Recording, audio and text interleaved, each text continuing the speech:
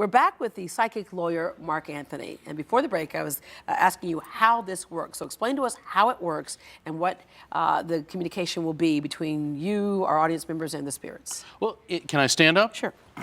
A lot of people ask me, how does spirit communication work? And I say that, well, it's a transfer of frequency, a transfer of energy from a spirit who is pure consciousness to those of us who are in the material world. And they say, well, that sounds ridiculous. And I ask all of you, have you ever thought what happens when you make a cell phone call?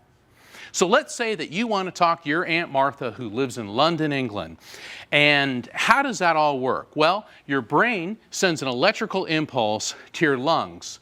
So the electrical energy then is turned into muscular energy, which compresses air, which flows up through your throat, making your vocal cords vibrate. So now we have sound wave energy, which is coming out and hitting the metal plate in the speaker on your cell phone, which vibrates, taking that mechanical energy, turning into electrical energy, which then turns it into radio wave energy, which then beams it to a tower. Now the tower takes that radio wave energy, turns it into electrical energy, runs it through several miles of wires into a giant antenna, then turning it into radio waves, which bounces off a system of satellites in orbit of the planet Earth, and somehow or other it finds the right satellite, which then takes that radio wave energy, beams it down to a huge antenna somewhere near London, converting that radio wave energy into electrical energy, which then goes through miles of copper, aluminum wire until it goes to a radio tower, once again getting converted into radio waves, which hits another tower and then is beamed to Aunt Martha's cell phone, causing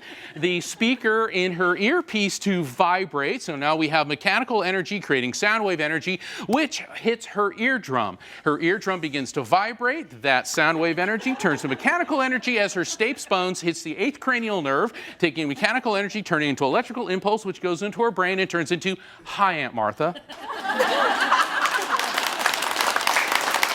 In all of 10 seconds. Yeah. In all of 10 seconds. And you get annoyed when the call drops out. Oh, I can't believe this dropped out. If you had asked me a few years ago, do you believe in ghosts or do you believe in cell phones, I would have said ghost for sure. Ghost. I mean, think about it. 150 years ago, radio waves were simply a theory.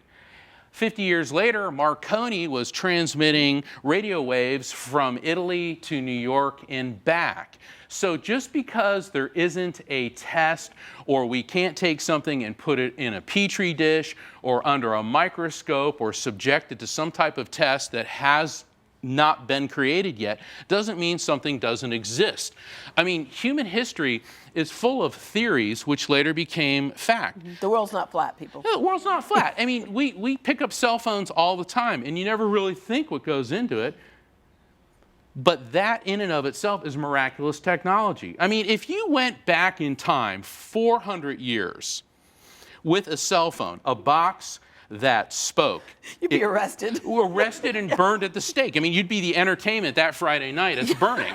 And a lot of psychics and mediums, we have been subjected to horrible prejudice and persecution over the years. Did you know, when we're on television right now, do you know there's a patron saint of television? Is there really? There is. Saint Clare of Assisi. Interesting. Saint Francis of Assisi, she was one of his followers 800 years ago.